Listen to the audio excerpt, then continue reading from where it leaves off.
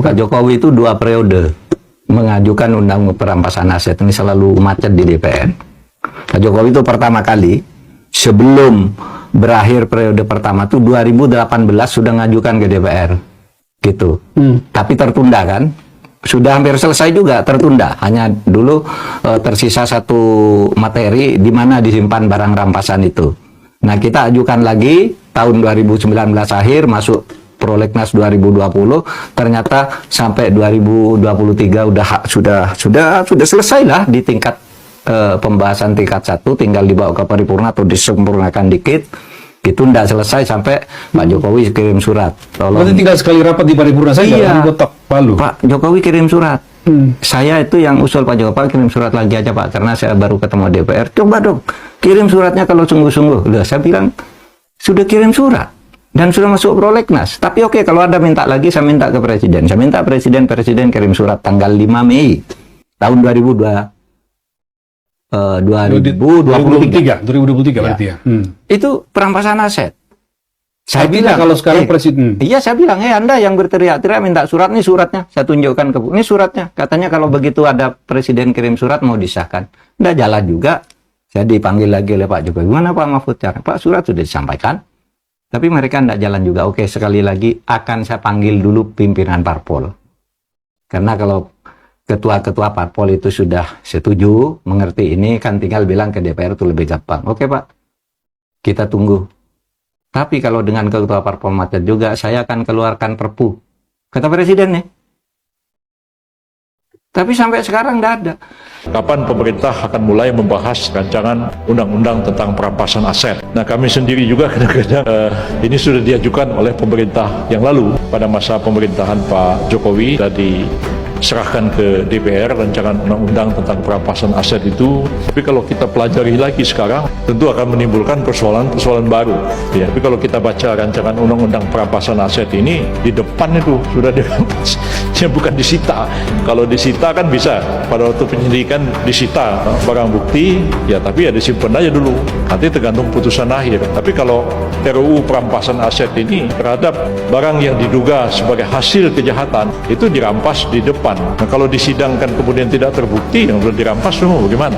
Itu jadi masalah juga bagi kita. Mulai ramai kembali tentang RUU perampasan aset ya.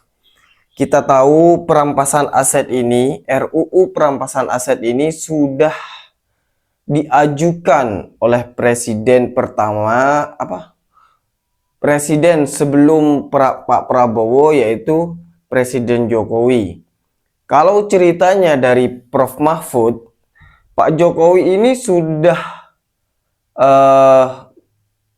mengirimi surat atau mengirim RUU rancangan perampasan aset ini ke DPR sejak 2018 ya. Jadi kalau sejak 2018 ini masih periode pertama Pak Jokowi memimpin bangsa ini. Lalu kalau ceritanya lagi dari Prof. Mahfud itu periode kedua itu mengingatkan kembali bagaimana RUU perampasan aset ini segera disidangkan, disempurnakan ya. Ternyata sampai Pak Jokowi selesai kepemimpinannya, RUU perampasan aset ini tidak ada kabarnya lagi. Nah, sekarang udah muncul lagi nih RUU perampasan aset gara-gara kemarin sudah terjadi perampasan di rumahnya Syahroni, di rumahnya Uya Kuya, Eko dan lain sebagainya, sehingga para netizen, para tokoh-tokoh juga mempertanyakan tentang RUU perampasan aset. Karena kita tahu banyak sekali sekarang ini oknum-oknum yang terjerat kasus korupsi. Ya, kasus korupsi sudah sangat merajalela di negeri ini. Yang terakhir yaitu Bapak Nadiem Makarim. Yang masih diperiksa yaitu Bapak Menteri Agama. Ya. Memang agak miris mendengar tentang Menteri Pendidikan dan Menteri Agama itu terkait kasus korupsi, karena kita tahu agama sama pendidikan itu pilar utama untuk masa depan negara kita ini. Nah, RUU perampasan aset ini bukan tidak mau disahkan. Ya, bukan tidak mau dibahas. Cuman pemerintah pasti mengkaji ulang, lagi mengkaji ulang tentang isi dari RUU ini. Jadi teman-teman, kadang kita berpikir ya, hanya ngesahkan aja kok susah banget. Tidak seperti itu teman-teman.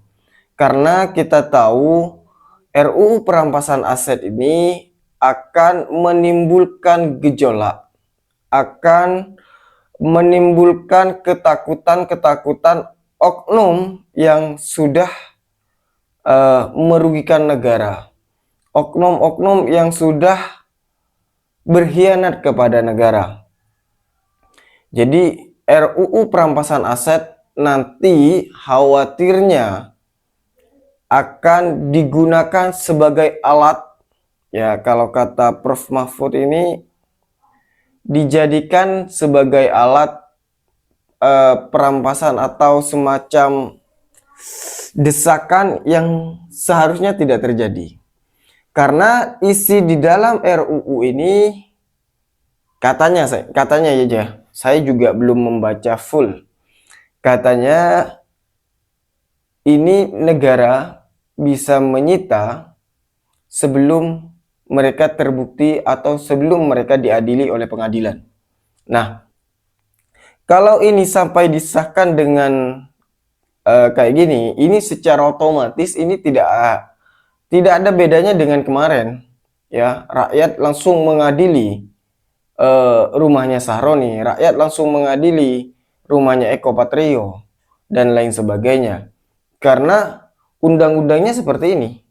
Nah, terus kalau nanti seandainya ini terbukti tidak korupsi, nah ini kan menjadi bumerang kepada polisi ataupun kejaksaan karena sudah merampas hak orang yang tidak bersalah.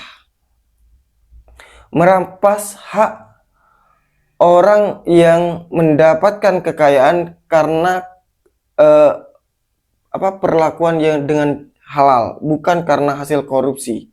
Nah, ini menjadi kajian khusus seperti yang disampaikan Bang Yusril tadi itu tidak mudah, tapi bukan tidak mungkin. Nah, ini masih dikaji ulang karena memang agak susah membedakan hasil uang hasil korupsi sama uang hasil bukan korupsi. Ya, terkadang kita selalu menghakimi orang, oh itu kaya karena hasil korupsi, padahal dia ada usaha-usaha yang lain gitu ya.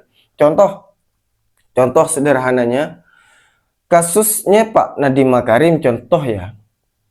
Beliau sebelum menjabat jadi menteri itu sudah kaya, pengusaha ya. Terus sekarang terjerat kasus korupsi, apakah disita semua? Nah, terus kekayaan-kekayaan sebelumnya gimana? Nah, ini kan perlu dikaji ulang.